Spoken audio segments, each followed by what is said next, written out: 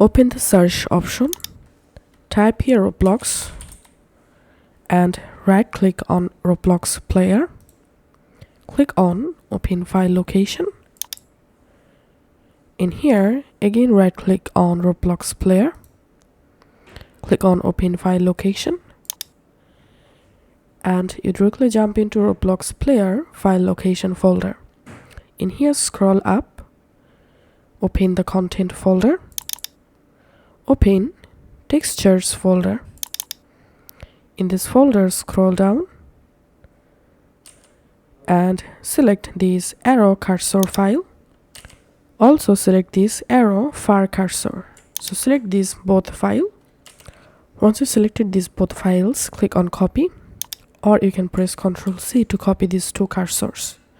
Now scroll up, open the cursors folder, open keyboard mouse folder, and here we have to delete all cursors except these IBM cursors.png files. So select everything without this file and delete from here, and then press Ctrl V to paste old cursor that you just copied. And now go ahead and relaunch your Roblox game and you get old cursor